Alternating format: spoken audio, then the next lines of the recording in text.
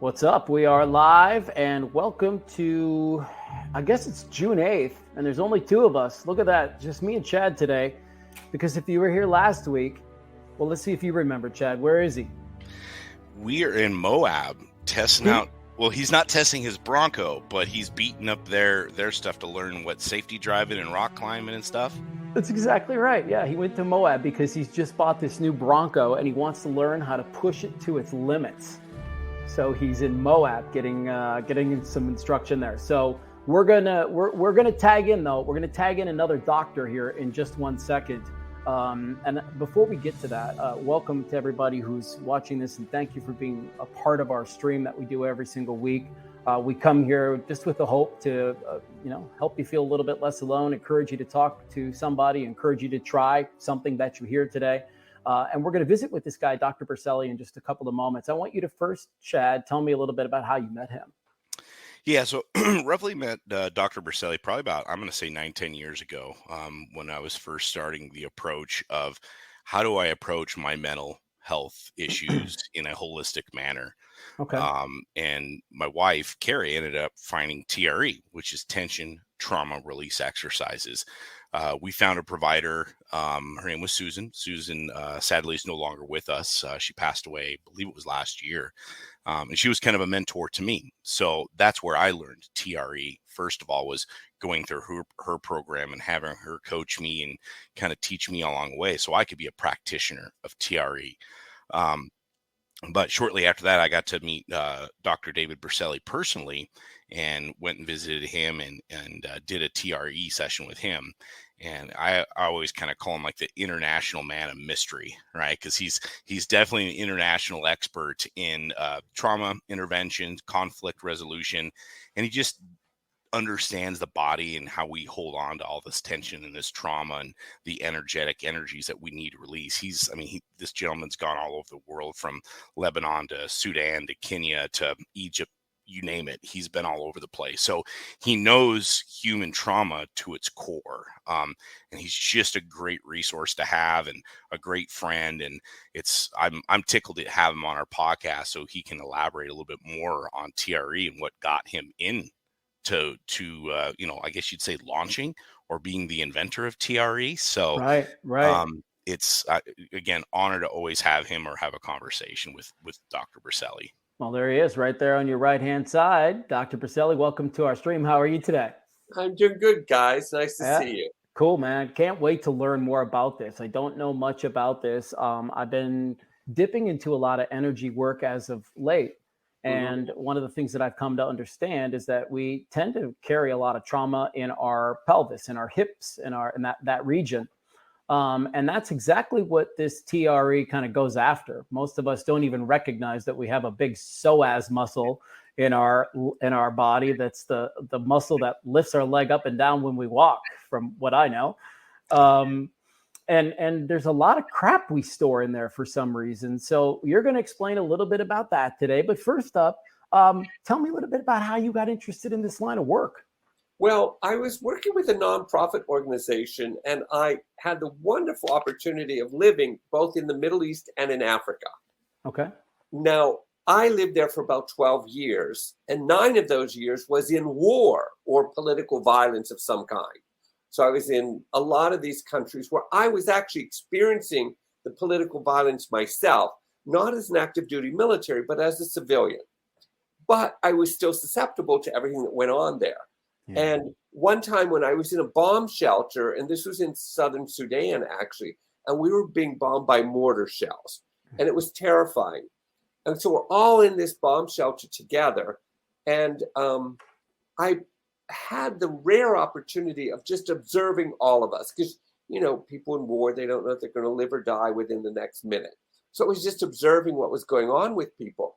And I saw that all the children from about 1 year old to about 4, 5, or 6 years old, they were tremoring in their body out of terror. I actually had 2 kids sitting on my lap. They were about 2 years old. And I could feel their entire body tremor in terror. And I was fascinated by that. So I was looking around the room, and then I saw around teenage years, maybe 13, 14, and 15, you could see those kids were were tremoring too, but they were trying to stop it. And then the adults weren't tremoring at all. And I was fascinated by that. I thought, what is this that these young children that are more susceptible to their nature are giving into this freedom of tremoring, whereas the adults were completely frozen or dissociated? And so after the bombing was over, I asked the adults, do you tremor in the way that I saw the children tremoring? They said, no, we don't want the children to know we're afraid. And that sort of just rang a bell in my head. I thought, oh my God, they deliberately inhibit the tremor mechanism because it's been equated with fear, therefore weakness, vulnerability, insecurity, etc., rather than that is the most natural, healthy state of the human organism. It's very much like crying, if you think of that. Kids who are from like 1 to 6 years old or 8 years old, they cry freely if they fall down and hurt their knee. But when you start to get into teenage years, what do you try to do? You try to become like an adult. And so what do? You inhibit your natural flow, your natural rhythm of emotions and movement in the body to, quote, try to become like an adult. And by the time we're adults, and I've had this, and you'll know this, Chad, there are many military come to me and say, I literally cannot cry. Even if I want to, I can't do it. All of that process, I discovered, we learn how to dissociate ourselves from natural rhythms in the body, which actually are designed to ensure that we stay healthy. And so I recognized that tremor mechanism was something we inhibit. So I came back to the States and I researched that neurologically with a friend of mine who was a neurosurgeon. And we came up together with, let's figure out how to reestablish or reinitiate that shaking mechanism in the body and then apply it, not just to soldiers, but to everybody, apply it to them in the comfort and safety of their own home or with a therapist, whatever, and reestablish the connection and let's see what it does. And what we discovered, and Chad knows this as well, that you can take every trauma or every stressor you've ever experienced in your life, if it's still held in your body today, which many of them can be, that tremor mechanism can kind of like go back in time because it's still in the physiology of the body, and it actually can release all of that tension and tightness and actually restore the body back to a very calm and relaxed state. So by releasing these emotions, by releasing this in the way that you do with T.R.E., does it help settle the brain down in some way too? Well, if you think of this, we are a neurophysiological organism, meaning there's a communication that goes from the body to the brain, and then a response that comes from the brain back to the body. They're called afferent and efferent nerves. So it's a nervous system, and it's quite unconscious. This happens in us whether we're thinking about it or not. And so what happens is that if I can activate the body in a certain way, in its most primitive manner, which is what this shaking mechanism is, it can communicate to the brain and actually reduce the stressor. If I talk to the brain, I can tell you to relax, whatever. I can get you to release stress in the body. So we have this wonderful mechanism where we can either access stress from the brain or the body, but get them to communicate to each other. What we know about a lot of military and a lot of people who experience trauma, not just military, they don't want to talk about the experience. And so there's almost a blockage where I can't access it. And so what I do is say, okay, we're not going to talk about anything. Let's activate the body because I already know the nervous system will then affect the way you're thinking. Even unconsciously, it can affect the way you're thinking. And it can calm you down and put you into a relaxed state. And you've never even talked about what was going on. This has got to be so appealing because it's not just men that have a hard time talking about things. You know, some women are tightly wound too and just don't want to say the words. And, you know, Chad, you may even remember a couple of times, Dr. Dave, who's our psychiatrist who sits on the show, he talks about, oh my gosh, I just lost my train of thought with regard to what we were talking about. Bail me out of here, Chad. I'll bail you out, and I'll You know go what to I'm getting ready to say? Dave has this way of putting this thing, and I just lost my train of thought on it. Yeah, no, I'm with you on that. It's, and I think that's why TRE appealed to me. I still can remember walking into this room, and mind you, I'm walking to a room full of women. I am the only guy walking in here with, at time, my girlfriend, who is now my wife. And I remember looking over to Carrie. I said, "What in the hell are we doing?" Like, I thought it was some sort of intervention. I didn't understand it, but thank God Susan, who could read my body language and the tightness of it, was like, Yeah. "All right, just breathe. I got you. I'm going to get you through this." And it appealed to me, just like Dr. Berceli said here. I didn't have to talk about anything. I literally could lay there, allow my body to, tune in to its natural mechanism to release stress and trauma, Yeah. and just, I'm in your kind of hands. Let's go. Now imagine how gracefully Dr. Berceli just told you this wonderful TRE experience, right? Dialed in. Now imagine a guy like me trying to explain that to a bunch of alpha males and say, "Hey man, let's just lay on the ground. Let's shake a little bit." It doesn't go over very Well, well. I remember what I was going to say, which that, Dave has this philosophy that sometimes talking about it can actually make the trauma a little bit worse. And so Yeah. to me, this seems like it's a nice approach, because for some people, this might be the thing they've been looking for. They've not tried anything like this. It's kind of speaking to them. And that's how this stuff is, right? I always feel as though this stuff either kind of speaks to you and you're like, yeah, okay, it kind of resonates, or it doesn't. And that's fine if it doesn't. But I really like what you're getting after here, because if we're talking to vets, if we're talking to people like Chad and you, I think served along the way too. Historically, it's a group of people that will only talk to people that have the uniform on with them, and they will not share things with other folks. And so this is Chad, I would stand in the room with a bunch of dudes and be like, "All right, who wants to heal without talking about it?" Like, Yeah, that's incredible. Listen, what's very interesting is this is so simple because the body has its own natural endogenous rhythms. It simply has a rhythm within itself. When I discovered how natural and normal this was, I created the buddy system so that soldiers could actually help other soldiers do it. They don't need a therapist. They don't have to talk about trauma. They just have to activate their own endogenous rhythm, which actually does the work, quite honestly, way outside of their consciousness or their capacity as clinicians. I don't think we need clinicians, and I am one. I think we need a lot more therapies that are not clinically oriented. So I created this system where they do the buddy system. And I remember one time in Iraq, these guys phoned me from their tent. Was it you, Chad? No, it wasn't me. Else. There were two guys phoning me from a tent in Iraq saying, "We're doing this TRE thing. We were reading your book, and here's what's happening. Can you help us through it?" But what I loved about it is they were actually practicing it right there. Now, Cool. I was in the military too, so I understand all that. And I understand you don't want to talk about this, and you clearly don't want to talk about this to people who have never experienced it. That's why military will only talk to other military. But if I can get the wife or the partner or the spouse of a soldier to do this just with their partner, their wife or their spouse, just to do it with them, and they don't have to talk about anything, they actually establish a deep relationship from a perspective of not talking to each other. And it's equally as healing.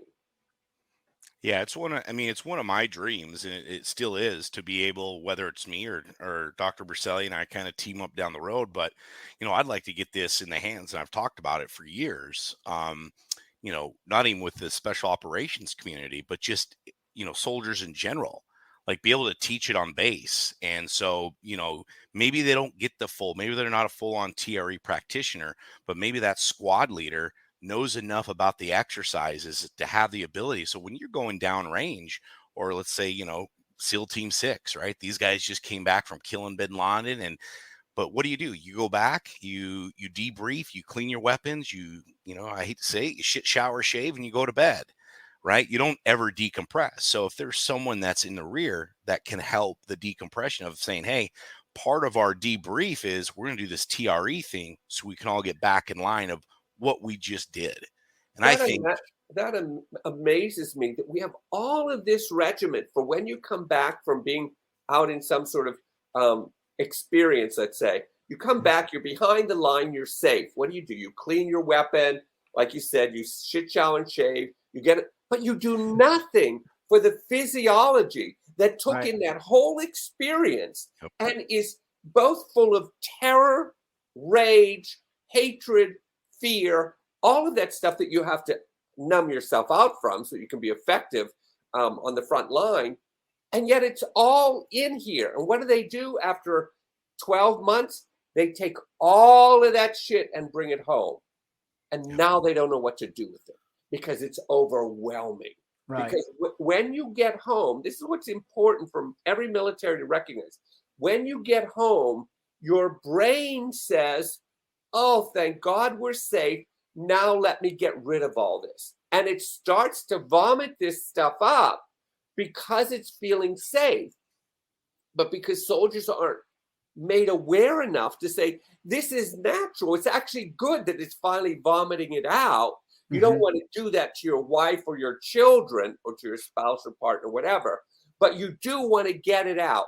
And TRE is the way to let that slowly seep out without it being so overwhelming for this person that they then look for medications or isolation as a way of dealing with it.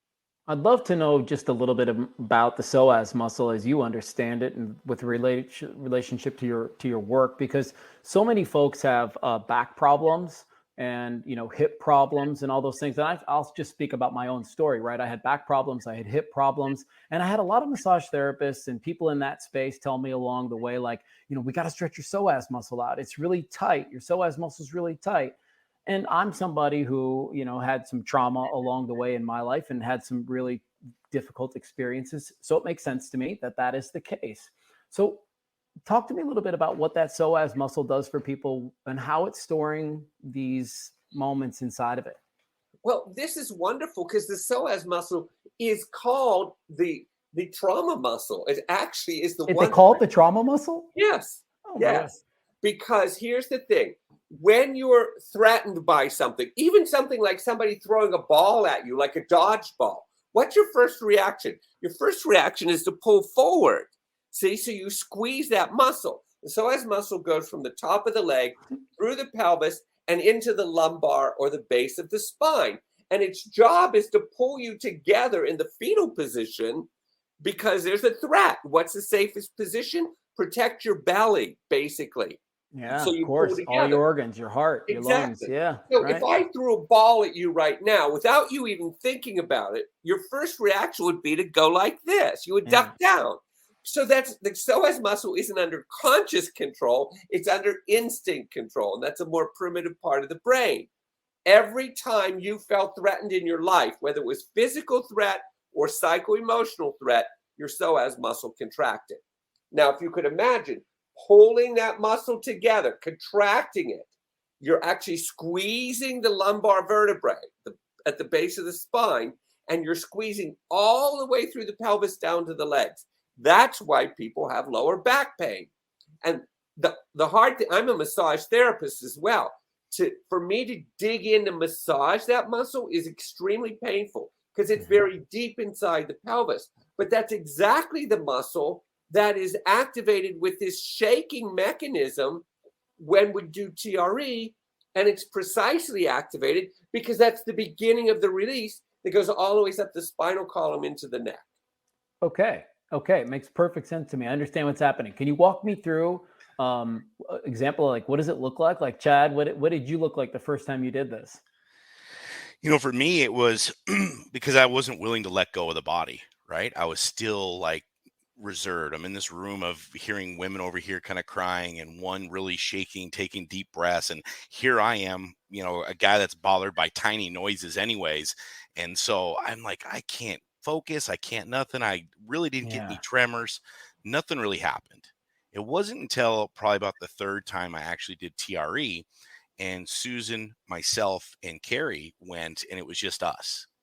So now she removed the other barriers of other people because she knew I was having a hard time with it. And as soon as she removed that and I knew I was in a safer spot, man, my whole pelvis opened up and my legs. I mean, everything was just tremoring. I have one side, and Dr. Berceli probably remembers this, and I think it's because of the burn-in that I had that I destroyed my back. My whole left side, my body, my knees dropped to the left side, and they hung at probably, I don't know, 5 inches off the ground, and they just sat there and just violently shook. And that was all because of of when you fell out of that plane. Mm-hmm. And so then at that time, it was kind of a lot of aha moments, because I read about the psoas and I've done T.R.E. and, but when you really start to understand and you just open up and you allow this stuff to do what it needs to do, the natural release, holy hell. I felt after I had that one session with Dr. Berceli, it almost took me 3 hours to drive home, because I was in la land. Everything was kind of flush. Everything was slower. I slept like a newborn baby. It was wild.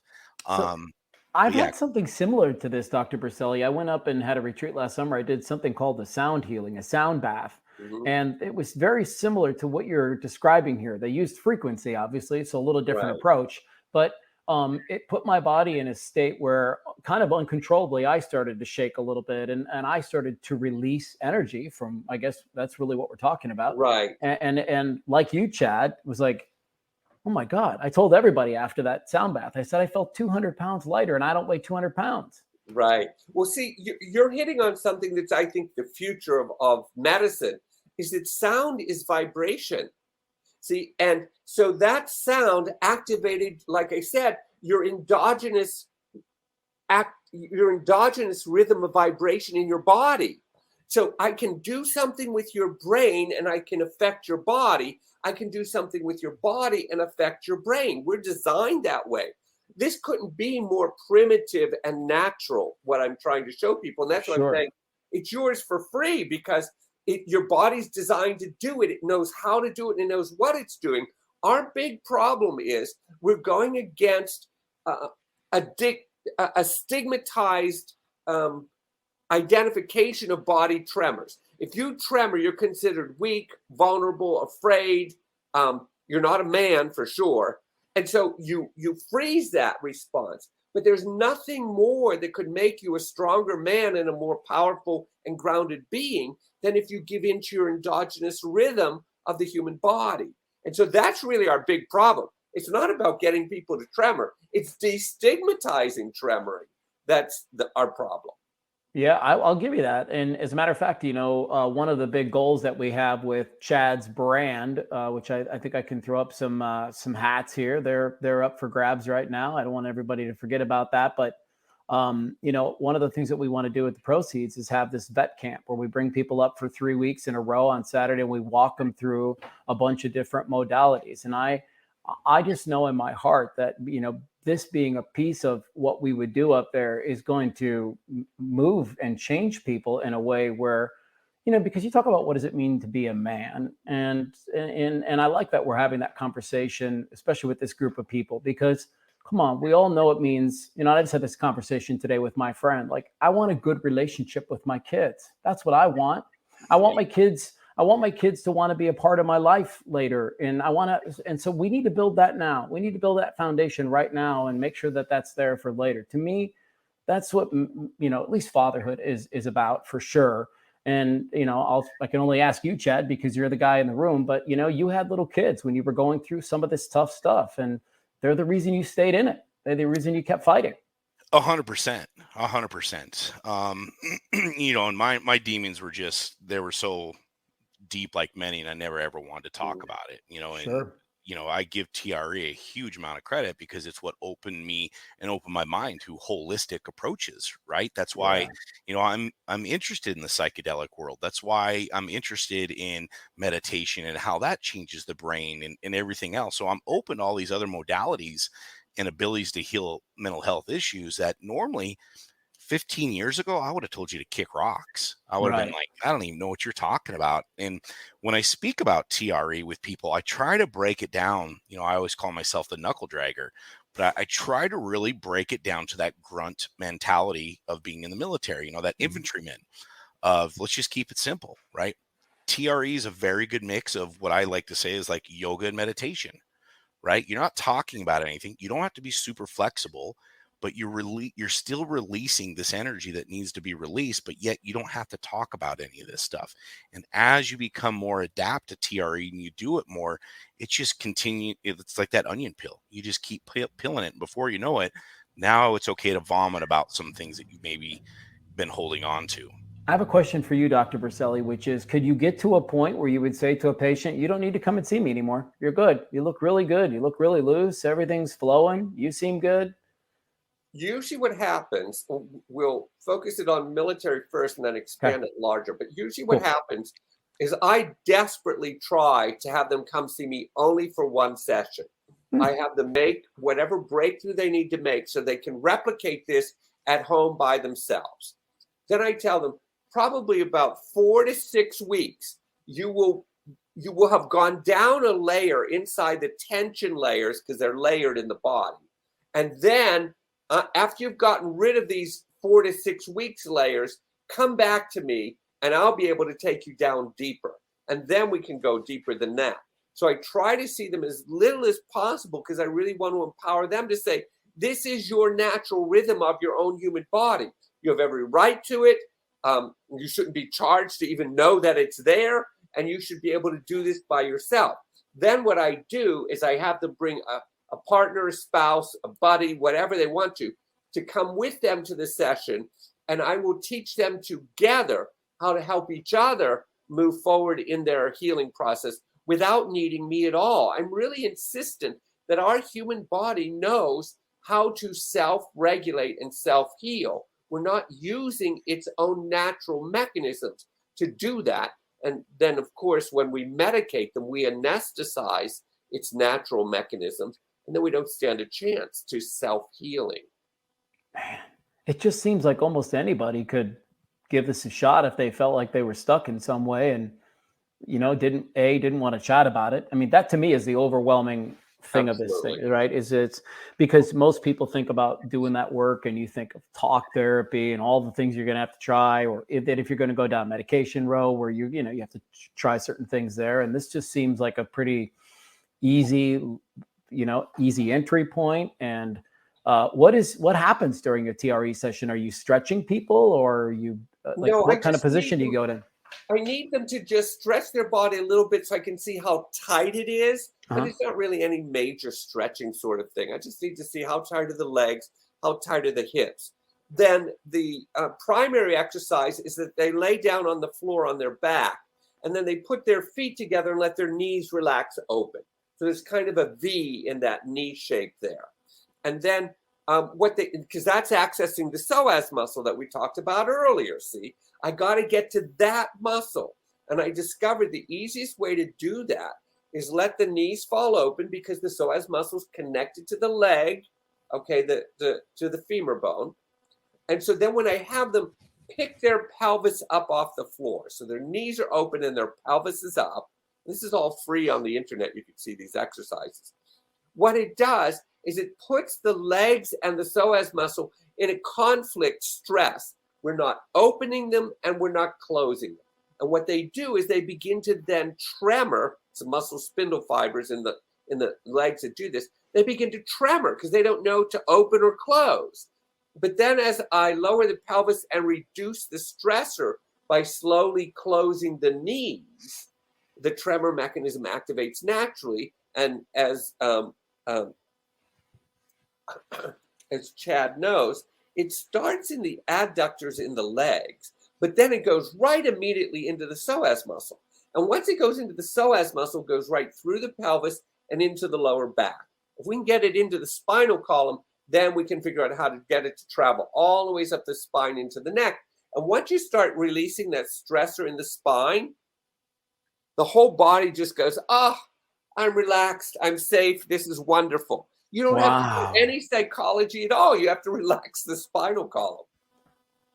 Man, it's really interesting. So, Chad, you've both seen it firsthand. I mean, what kind of experiences do people have? Speak vaguely, and but yeah, what kinds of movements do you see? I've had Dr. Berceli's seen the ray of all of it. For me, in my short time of doing it, I've probably seen pretty close, but not at the quantity. I've had 2 or 3 people actually disassociate when I did TRE. And from there, you kind of guide them in the, a seated up position, or you stretch them out wherever they're at and comfortable, and, try to reground them. Those were my biggest, oh shit moments. Because it was wild to see. I knew it was going to happen. That's why you go through, the practitioner training on this. But my wife, she doesn't really, even when Carrie does it, hers is more of a relaxation, very gentle kind of, massage almost. You could just see really tiny pulsating, and she's like rejuvenated when she does it. But like I said, I've seen people completely disassociate, not know where they're at, full on bawling and crying. And those were my shit moments. Cause like I said, I'm no doctor, I'm no physician, and this goes on. I'm like, holy hell. But what do? I go back to my training, just like in the military. What do I do? Okay. I follow these processes. I talk to them, I reground them, and we go through there. And it's when I did it up in the camp for that veterans camp, Operation Hope. It was the same thing. 2 or 3 people only did it a day, and there was over 100 people there. By the 3rd day I was there, people were like, can you squeeze me in? I want to do this. I keep hearing about it in camp. We got to do more of this TRE. And by the end of it, I was doing full on sessions with 6, 7 people at a time, because the word spread like, holy shit, like people couldn't believe the releases they were getting. That's so cool. It's really interesting. Even when you talk about dissociation or flooding, a person will only do that if that was the experience that they had during the trauma. Every soldier has to dissociate. You must dissociate to stay alive, meaning you numb yourself out of your feelings. You're trained to do this. So you should actually expect it. When they come back and the body starts to activate its own stimulation of aliveness again, it's going to say, look, here's what I had to do to survive life. And so they had to dissociate. So I often just say, okay, open your eyes and look at me. You are in my office right now. You are not back there. So you don't need that defense mechanism anymore. You can pull them right back out of it. But you can see they had to use it. It's a very educational piece for soldiers, because they don't know they're dissociating. They don't know they're numbing out when they're in the middle of some political violent turmoil that they're going through. They don't know that. But I had this Marine. He was so funny. He came back and he was just amazed. He said, I knew I brought this back in my brain. I knew it. He said, I never knew I brought it back in my body. He said, I can't believe I have it in my body. And I have a good video on my YouTube channel of a Navy SEAL that was in an IED explosion. Okay, so he was he was on his turret, and it blew him out of the turret. And when he fell out of the turret, he landed on his back, and he was knocked unconscious, and the wind was knocked out of him. So when I did TRE with him, his body actually replayed the entire thing. I can almost tell every soldier what they've been through, because I'm watching it happen right in my office. Their body physically replays what they went through as the way of releasing that pattern. And then once it releases, like Chad was saying, they can't believe the life that is restored back in the body again, because they got rid of the trauma of the physiology of the structure, and they didn't even have to talk about it. What's fascinating to me about this, and I think the question that I have in my mind is, it seems to me like, because I love what you just said about the soldier came back and he said, I knew I brought it back in my brain, but I didn't realize I brought it back in my body. And it makes me wonder if this is a good tandem therapy for a lot of people too, who are talking about it and getting some headway with cognitive therapy, but it's not solving the whole puzzle. Like this, I don't know. I like all these different things that I'm learning about these days they seem like they're great partners to just about anything else that you're working on if you're working on trauma. Well, Matthew, here's the thing, and trauma therapy is kind of getting better at this, but it's still sort of weak. There is no such thing as a separation between the brain and the body. It does not exist. Right. It activates as one living organism. Now, we separated the two so that we could study psychology and how does the brain work. We study physiology and how does that work. And then what we did was we made therapies individualizing both of those. And that doesn't exist. The organism experiences the whole thing as one organism. So you cannot do just psychotherapy and heal from trauma. You cannot do just body therapy and heal from trauma. Eventually, those will come together. And here's what I found after all the years I've done it. Somehow, human beings are made up of three different areas: the body, the brain, and some sort of consciousness, for lack of a better word. But what happens is, if you kill a human being, you both have a psychological, physiological, and some sort of consciousness feeling around that you don't like. And so, for lack of a better word, people will come to me because their spirituality is being challenged, or because they have physical problems in their body, or because psychologically they're being challenged. So I start with them from whatever point is their starting point, but all three of those end up integrating at the end of the therapeutic process. Man, I see why you like them, Chad. I'm fascinated. This is cool. And it's so neat. And I feel like we're just scratching the surface on this. And I'm really excited about where things are headed for people in their healing process. There's more tools than ever before. I say it week after week. There's never been a better time to heal. Like, there's a lot of great things out there and ways and people and all of it. Do you have, we've been putting up your website here, and we'll link to it as we get out of the podcast. And you mentioned your YouTube channel as well. So we'll make sure that we get links to all that stuff. But how do people get in to see you and be a part of what you're doing? Well, I actually am sort of semi-retired at this point. But okay. So they go see Chad. They go see Chad. Have to go see Chad. That's perfect, because I can get Chad's supervision since he knows he's a trainer, or he's a provider now. But I will see military personnel for one time to help them make the breakthrough that they need to do. And I do that for free. It's gratuitous, because I was in the military. I'm a veteran too. I know the struggle. So I'll see them for one time. And in that one time, I can figure out who I need to refer them to see them additional times if they need it. Got it. Super. I love it. Well, Dr. Berceli, thank you for being a part of what we're doing here. This was really eye-opening, and I know for a fact people are going to listen to this on the podcast and watch it back. And like I said, these different things out there, they either speak to you or they don't. This either sounds like something you're like, yeah, that's something that's for me. And if it is, I would encourage you to lean into that and call Chad, the guy right there in the middle. He can help you out. How do they link up with you? Oh, any way they can. It's we've got the Mental Joe website, right? So we're www.mentaljoe.com. We actually have a T.R.E. section on our website. It's probably about the fourth one over on the right, and we've got a bunch of different information on there about T.R.E. And there is a link in there as well, a hyperlink for Dr. Berceli. So cool. If you go on there, you can also see Dr. Berceli and click on his name. It'll take him to his website. But yeah, like I said, we've got a good chunk of people. So our next thing is, let's find, I really, in the Valley, I'd like to get a hold of Mountainside Fitness. Hello, Mountainside Fitness. Yeah, and shout them out.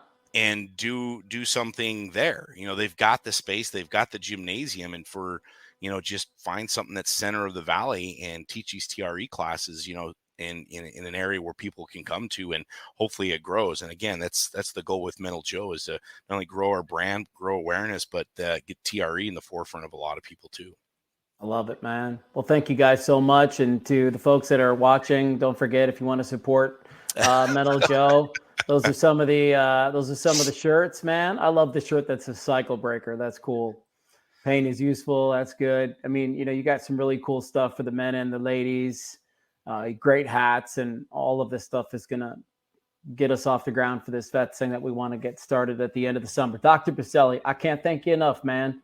It was great to meet you too. Yeah, you too.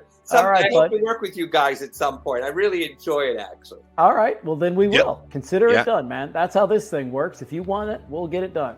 That's what I said. He just wants to come up and pet the horses. He'll do the T.R.E. session, so then I can learn from the master. Yeah. Cool. I love it. All right, guys. Well, listen, we'll let you roll. Have a great night. Thank you, everybody, for watching. We'll see you next Wednesday. Thank you. Thank you. Bye-bye.